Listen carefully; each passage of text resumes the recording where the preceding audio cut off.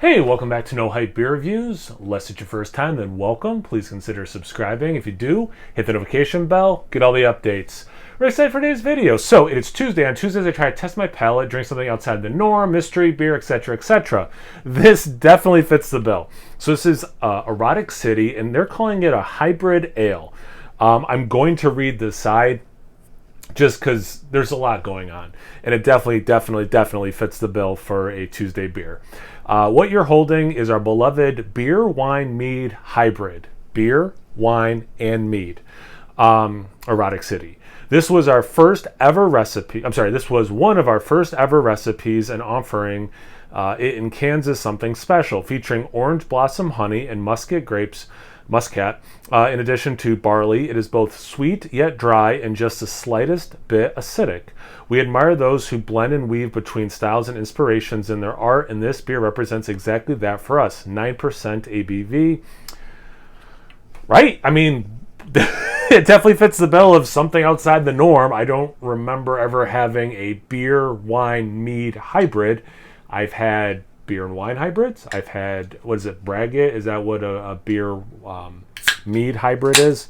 But yeah, not all three together. So yeah, super stoked to try this.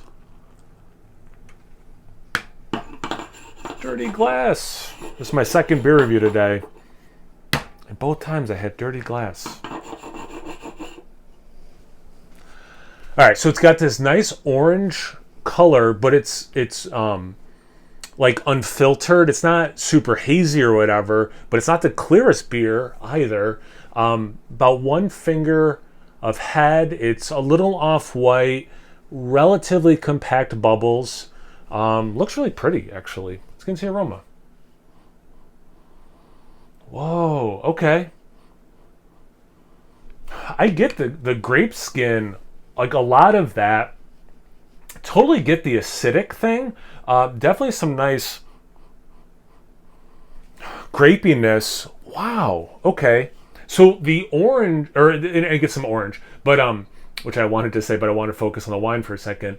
Like, what the grapes are bringing to this seems, at least in the aroma, to be of the three things. The wine stuff seems to be dominating the aroma, but then there is some nice sweetness to it. You do get, which balances that perception of acidity as well. But yeah, you get a little bit of orange. There's oh man, how to describe it? Because I don't want to just say mead, but like that, not caramel or caramel. You know, it's not that. Like honey smells different than caramel, but they're both these, sugary nectar kind of things. And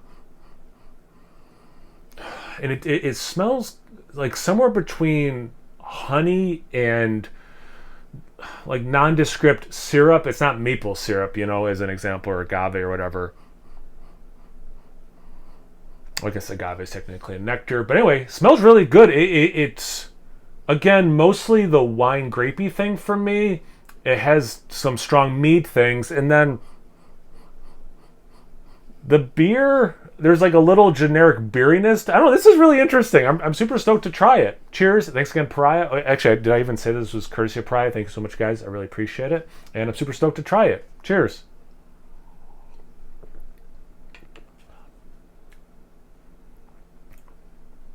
Wow. It's really good. Wow.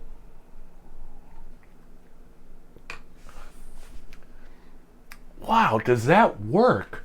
Wow. I know it's not a good beer review if I just keep saying wow. I haven't had a Braggot in a really long time. At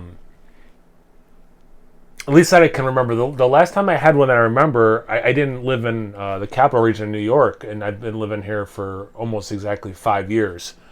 So it's probably been a good 5-6 years. I remember it was at Water Street Brewing Company in Binghamton, New York. And this really takes me back to that Braggot taste, where you get that beery, like I was saying, the aroma. From a beer reviewer point of view, I was like, man, I'm being so lame. Like, oh, it smells like honey. It smells like beer. But like, it is so specifically just like you talk to someone who they don't drink like craft beer or whatever, and you say, and you're like, envision the beer you've had, not quite skunky, not quite just like the yeasty thing, the fermentation thing, but just quote unquote beery. This has that interwoven with honey, which again, it just like, this is so stupid it seems like to say out loud, but it's totally those things interwoven that kind of creates a new thing of its own, brag it, but you don't completely lose those two elements. I feel like this is like a really long-winded way of saying like it tastes like it's supposed to, like that aspect of it, I mean. But wow, does it just the three components of this works so well. Wow. I don't know, maybe I'm being too hard on myself. I don't feel like I'm doing a good job reviewing this. More just like a love letter, like this is good. Wow, wow, wow. Yeah, okay, so you get the honey, and like I was saying, the aroma, for me it lands somewhere between honey and nondescript syrup. You get the wine skin, or the grape skin wininess so much. It is so specifically grape skin for me. Where like literally you're eating a grape, and before you break the flesh, you're only tasting the skin before the explosion of the all the juiciness inside the grape. And it's purple grape specifically I'm thinking of. It is specifically that thing. Wow. Nothing, there are different intensities, but nothing dominates to the point of degradation to the other flavors in this, which is cool. Like I was saying, the aroma, there's like a little bit of orange I get. It's very little though. I smell more acidity than I taste. There is a little bit there. And not that it smells like vinegar or anything, far from it. Again, like this aroma, if I could make it a candle, I would. But like, for me anyway, it's a little easier to notice in the aroma than the taste, but it does add some balance because it's a relatively sweet beer, or hybrid ale. And the 9%, I don't taste anything, which is wild to me.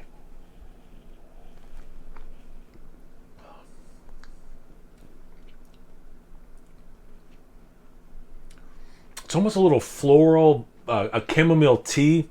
Yes, duh. Wow, how did I not come up with this earlier?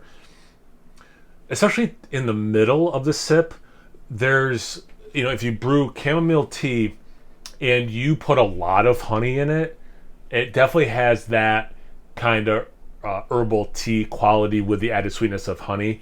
But which is interesting because the honey's still diluted by the water.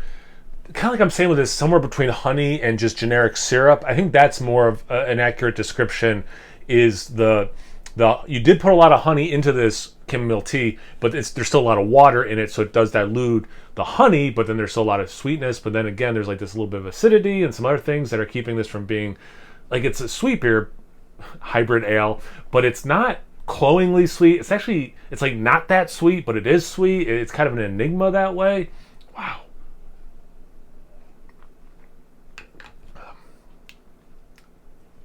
Yeah, this is a trip and a half. Wow.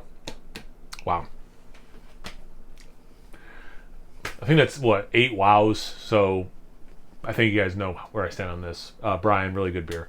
Have you guys, or hybrid ale? Have you guys had this one before? Have you had anything that sounds this, has all three of these elements going? Are you like me where before this, I've only had like 2 of those things together?